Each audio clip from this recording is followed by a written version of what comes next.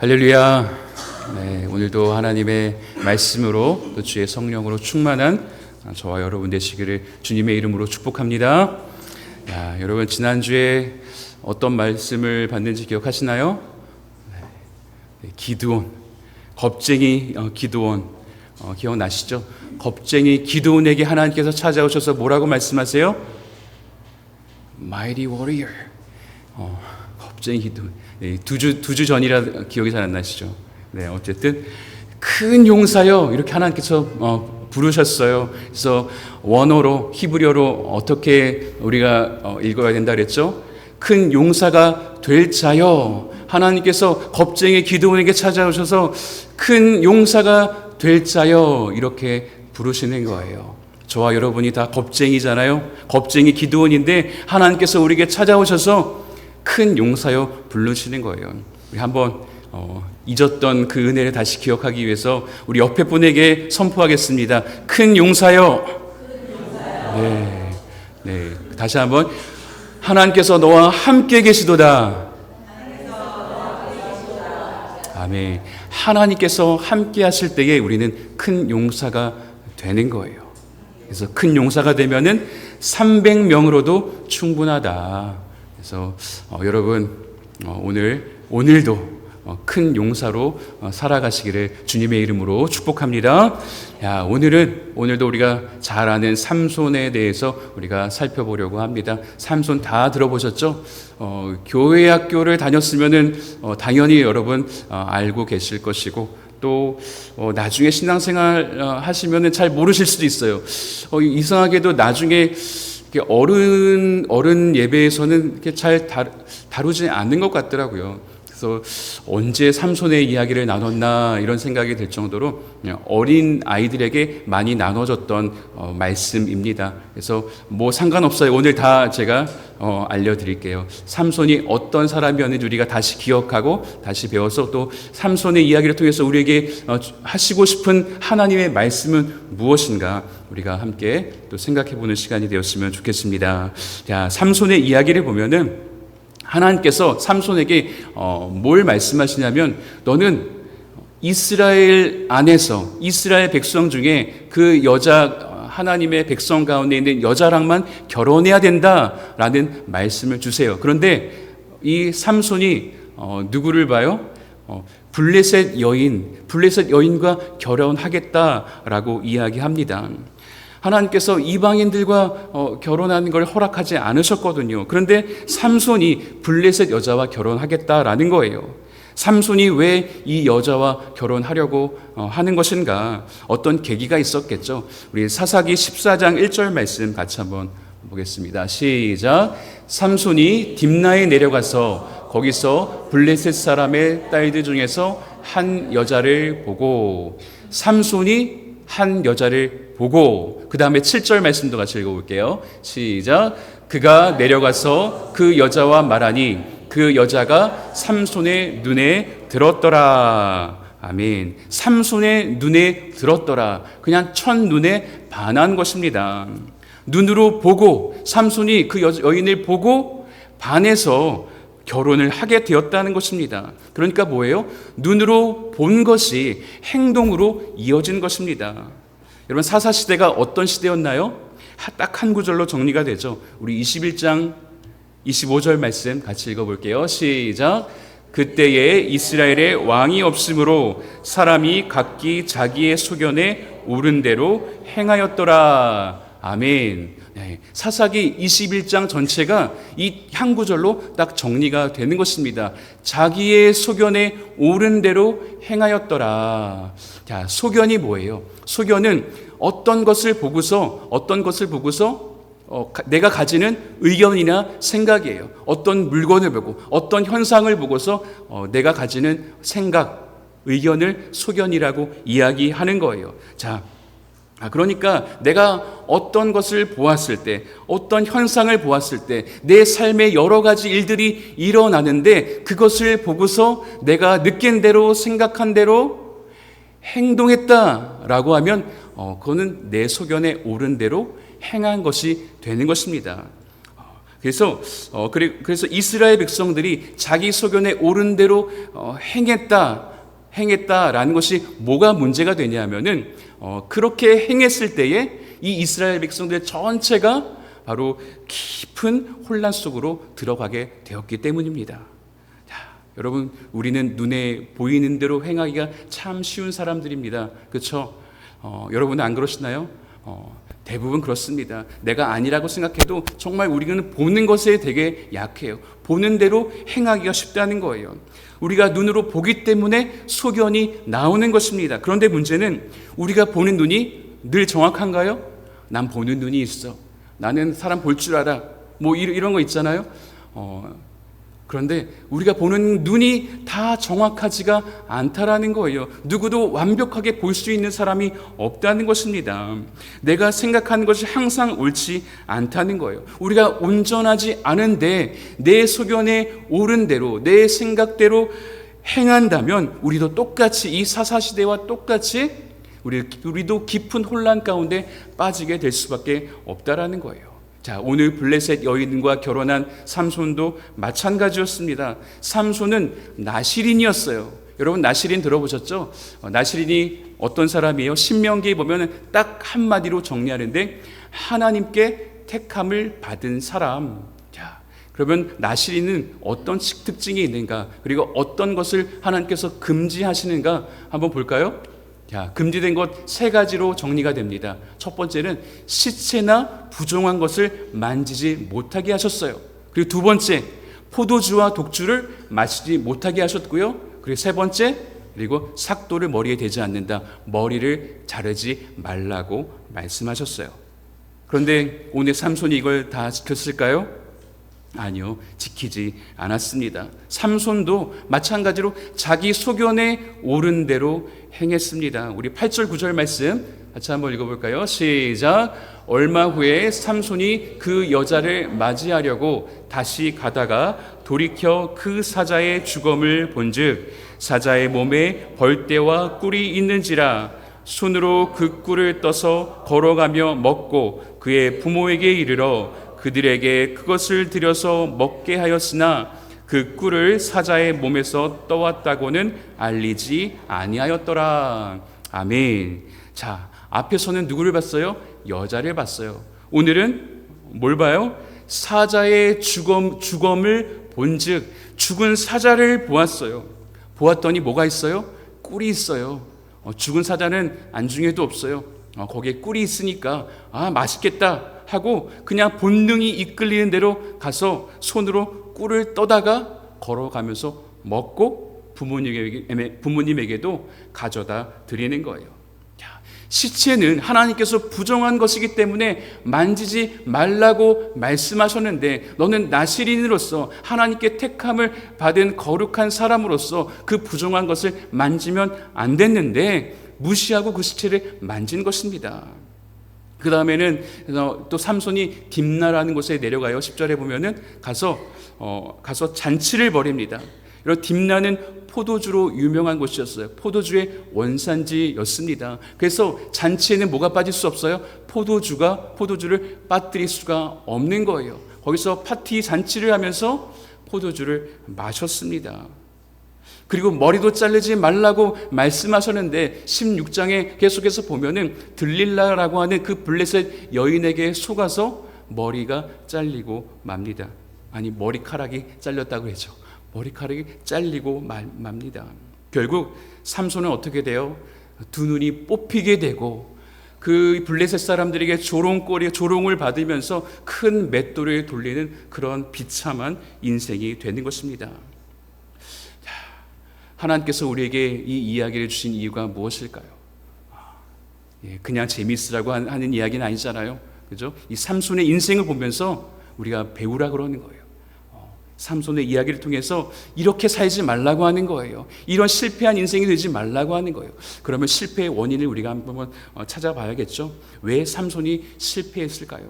삼손은 나실인이었어요. 태어날 때부터 하나님께 택함을 받은 그런 구별된 하나님의 사람이었어요. 날 때부터 그렇게 구별하셨는데 왜 실패했을까요? 이 삼손은 정말 처음부터 잘 돼야 정상 아닙니까? 그런데 왜 실패할 수밖에 없었을까? 여러분, 삼손의 실패의 원인, 힘이 없어서 그랬을까요? 능력이 부족해서 그랬어요? 힘도 있었어요. 능력도 있었습니다. 실패의 원인은 그것이 아니라 보는 대로 행하는 데 있었습니다. 삼손은 보는 대로 행했기 때문에 실패할 수밖에 없었다. 여러분, 행함이 온전해지려면 보는 것도 온전해져야 되는 거예요. 그런데 문제는 우리가 보는 것이 온전하지 않다라는 거예요. 잘못 봤을 수도 있고 그것을 보면서 내 해석이 들어가서 좀 왜곡이 됐을 수도 있는 거예요. 우리가 온전히 보지 못하는데 우리가 온전히 보는 대로 행한 것이 문제라는 거예요. 자, 그렇잖아요. 우리가 살면서 별거 아닌 문제들이 있어요. 그런데 그 당시에는 정말 하늘이 무너지는 것처럼 정말 이것 때문에 난 정말 인생이 끝났구나 라고 생각이 드는 때가 있죠. 그렇죠? 그런데 지나고 보면 뭐예요?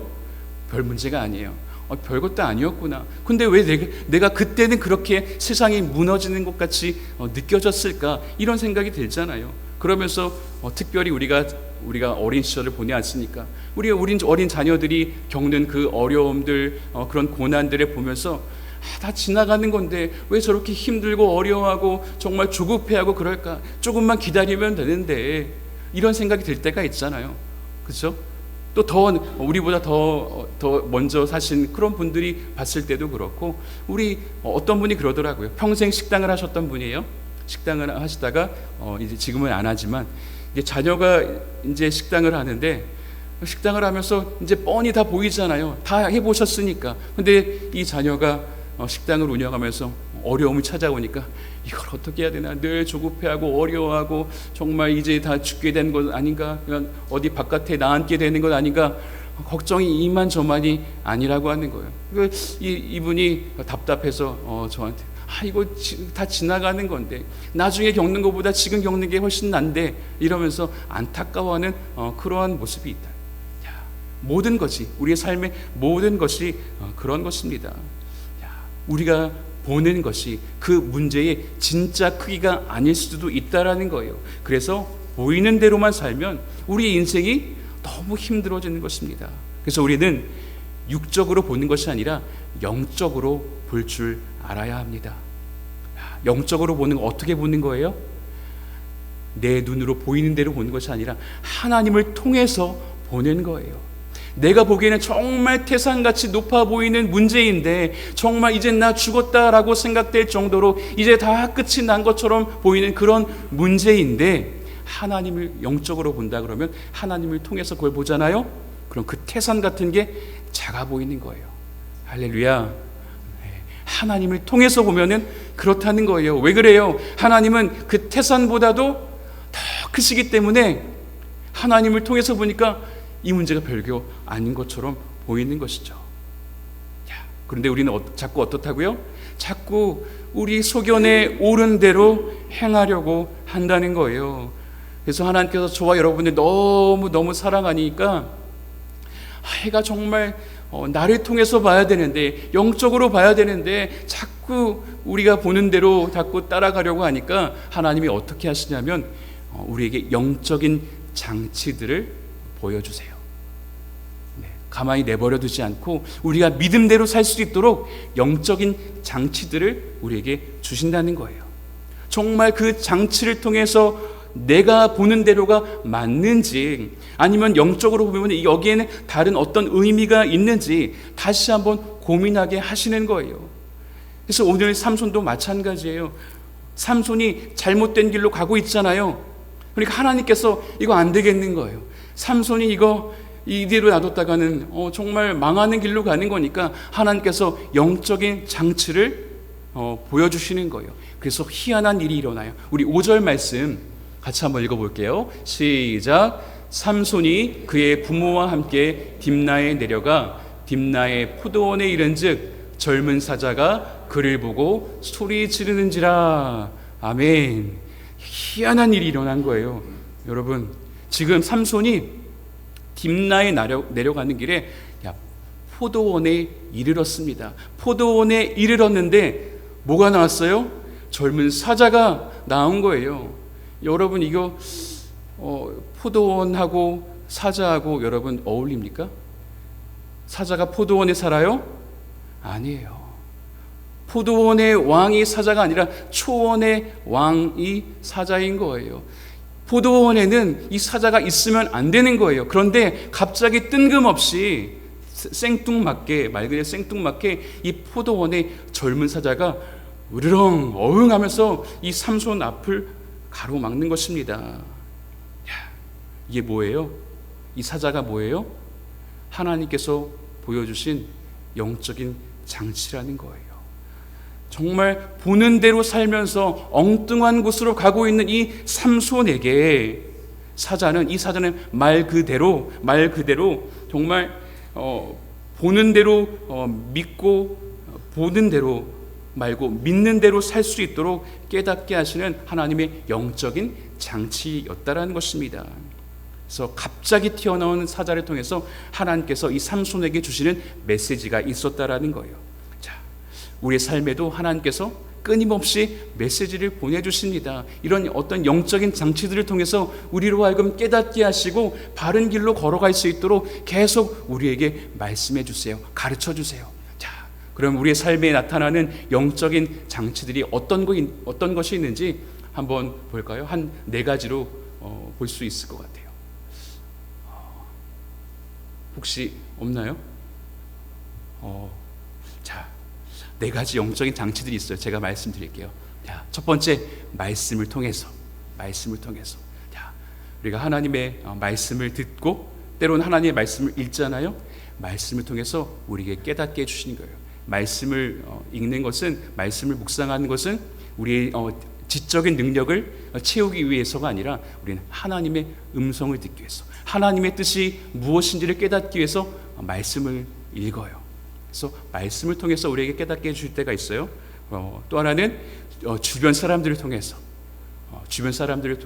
우리 어떤 집사님을 통해서, 장로님을 통해서, 혹은 저를 통해서 가르쳐 주시는 거예요. 이게 그게 아니었구나. 내가 생각했던 게 틀렸구나. 하나님이 나에게 이걸 원하시는구나. 사람들을 통해서도 깨닫게 하시는 거예요. 그리고 3번째, 우리 양심. 우리 다 양심 있잖아요. 하나님이 주신 양심이 있어요. 양심을 통해서 깨닫게 하세요. 칼빈은 뭐라고 이야기했냐면, 양심은 성령께서 우리에게 주시는 소리다라고 이야기했어요.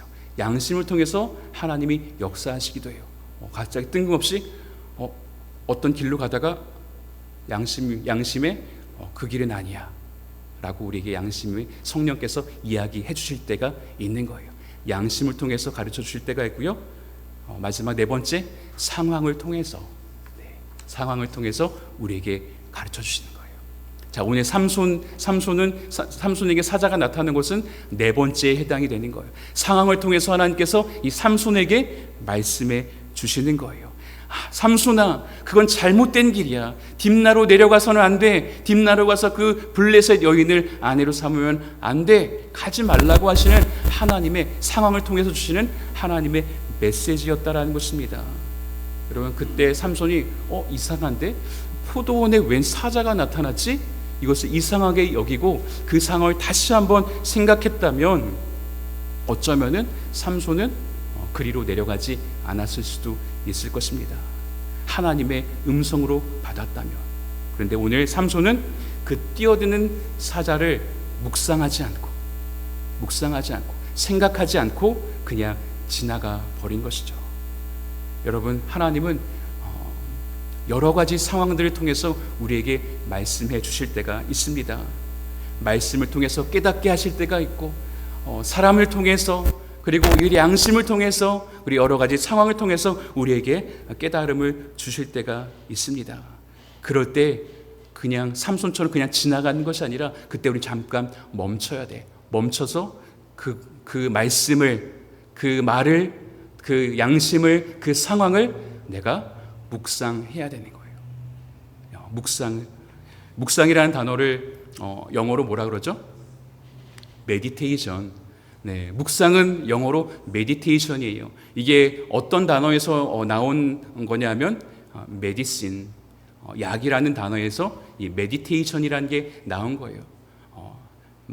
무슨 말이에요? 묵상하면 약이 된다는 거예요. 메디테이션, 이게 우리에게 메디신이 된다라는 거예요. 야, 우리가 몸이 안 좋으면 약을 먹어요? 약을 들고 다니기만 하면 이게 효과가 없어요. 근데 약을 먹고 이 약이 우리 안에서, 우리 몸속에서 녹아져야지 이 약이 우리의 어떤 아픈 부분을 치유하고 회복시켜 주는 거예요. 마찬가지예요. 하나님께서 어떤 상황이라는 것을 우리의 삶 속에서 계속 어떤 여러 가지 모양으로 말씀을 주시는데, 그때 우리가 그 상황을, 그 말씀을 묵상할 때 그게 우리에게 약이 되어서 그 묵상이 우리에게 능력이 되고 우리가 잘못된 길로 가지 않고 바른 길로 갈 수 있도록 한 것입니다. 그래서 하나님께서 우리에게 묵상하기를 원하시는 거예요. 사랑하는 성도 여러분, 얼마나 여러분 묵상하고 살아가십니까? 묵상하는 삶이 아니었다면 오늘부터 모든 상황들을 묵상하고 하나님께서 주신 그 묵상의 은혜를 통해서 어디가 바른 길인지, 하나님의 뜻대로, 하나님이 원하시는 대로 살아갈 수 있게 되기를 주님의 이름으로 축복합니다. 자, 어쨌든 삼손이 하나님의 메시지를 들었어야 됐는데, 눈에 보이는 대로 자기 소견에 옳은 대로 살다가 결국 잡히게 되었죠. 잡혀서 두 눈이 뽑히고 큰 맷돌을 조롱을 받으면서 이게 돌리게 되었어요. 그런데 참 희한한 것은 삼손이 두 눈이 뽑혔잖아요. 두 눈이 뽑혔다는 건 뭐예요? 더 이상 볼 수가 없다는 거예요. 두 눈이 뽑혔잖아요. 그런데 이때부터 삼손이 보기 시작했다라는 거예요. 우리 16장 28절 말씀 같이 한번 읽어볼게요. 시작. 삼손이 여호와께 부르짖어 이르되 주 여호와여 구하옵나니 나를 생각하옵소서. 하나님이 구하옵나니 이번만 나를 강하게 하사 나의 두 눈을 뺀 블레셋 사람에게 원수를 단번에 갚게 하옵소서 하고. 아멘. 우리 한번 따라해 보겠습니다. 이번만 나를 강하게 하사. 우리 한 번 더. 이번만 나를 강하게 하사. 할렐루야. 지금 삼손이 안 보이기 시작했는데 이제 영적인 눈이 열렸습니다. 영적인 눈이 열려서 이제 하나님을 찾기 시작했다라는 거예요. 그러면서 삼손이 이제 깨달은 거예요. 아, 하나님이 나를 붙잡으실 때만 내가 강해질 수 있는 것이구나. 내가 하나님이 영에 임했을 때에 사자도 찢을 수 있는 그 힘이 있었던 것이었구나. 하나님이 없이는 내가 힘이 없었구나. 내가 머리가 길어서, 내가 체격이 건장해서, 내가 근육질에 못 메어서 내가 그렇게 싸움을 잘할 수 있는 줄 알았는데 그것이 아니라 하나님이 나와 함께 하시기 때문에 오늘 내가 강해질 수 있다라는 것을 깨달은 거예요. 그래서 오늘 뭐라고 고백해요? 하나님, 이번만 나를 강하게 하사. 사랑하는 성도 여러분, 오늘 우리도 마찬가지입니다. 우리도 원래 강한 사람이 아니에요. 원래 강한 사람이 아니기 때문에, 원래 큰 용사가 아니고 겁쟁이이기 때문에 삶의 여러 가지 여정 가운데에서 우리는 지금도 삼손처럼 고백하게 되는 거예요. 하나님, 이번만 나를 강하게 해주십시오.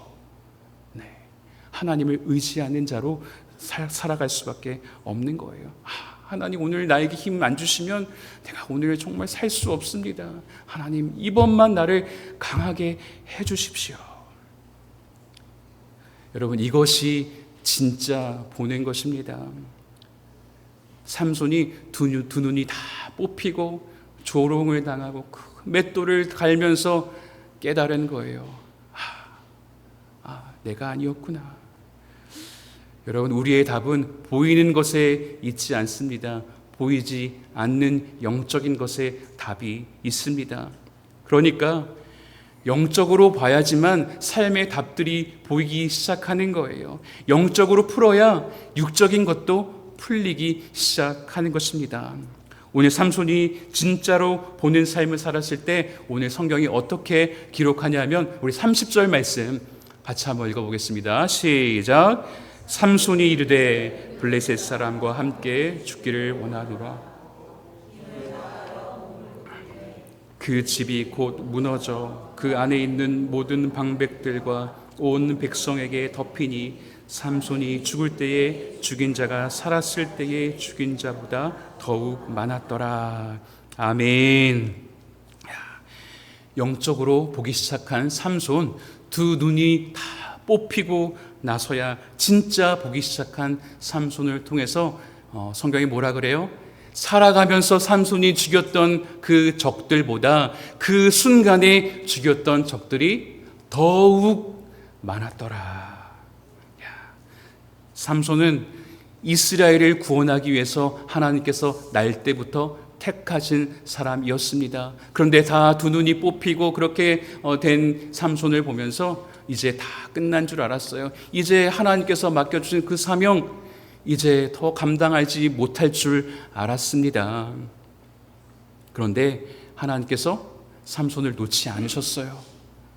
그래서 수명대로라면 이제 삼손의 인생은 끝이 나는 거예요. 사명 실패, 더 기회가 없을 것 같았어요. 근데 하나님께서 삼손을 놓지 않으시고 수명대로 살지 않고 사명대로 살 수 있도록 마지막까지 붙잡아 주시고 용서해 주시고 품어 주시고 이끌어 주셔서 사명을 감당하게 되었던 것입니다. 오늘 저와 여러분이 삼손입니다. 우리도 자꾸 보는 대로 살게 되죠. 소견에 옳은 대로 살게 됩니다. 그러나 우리 주님께서 이 삼손이 끝까지 그 사명을 감당할 수 있도록 붙들어 주셨던 것처럼 하나님께서 오늘도 저와 여러분을 포기하지 않으세요. 붙들어 주셔서 끝까지 결국에는 우리가 사명을 감당하게 하실 것입니다. 그래서 아무것도 할 수 없을 때 삼손처럼 여러분 고백하세요. 하나님, 내가 할 수 있는 게 아무것도 없군요. 주님, 이번만 나를 강하게 하옵소서. 이번만 나를 강하게 하옵소서. 그래서 주님이 주신 그 힘으로 끝까지 사명 잘 감당하여서 내가 이전보다도 이후에 하나님께서 허락하신 그 사명을 잘 감당하여서 하나님께 큰 영광 올려드리는 저와 여러분들 다 되시기를 예수님의 이름으로 축원합니다. 같이 기도하겠습니다. 하나님 아버지 감사합니다. 오늘 말씀을 통해 나는 지금 무엇을 보면서 살고 있는지 돌아보게 하심을 감사합니다. 보이는 대로 자기 소견에 오르는 대로 살지 않게 하여 주시고 모든 상황 속에서 하나님의 뜻을 잘 분별하여 믿음으로 살게 하여 주시옵소서. 주여, 이번만 나를 강하게 하여 주시옵소서. 주님 주신 힘으로 맡겨주신 사명 잘 감당하여서 오직 주님께 영광 올려드리는 우리 필라함교회 모든 성도들 되게 하여 주시옵소서. 감사드리며 예수님의 이름으로 기도하옵나이다. 아멘.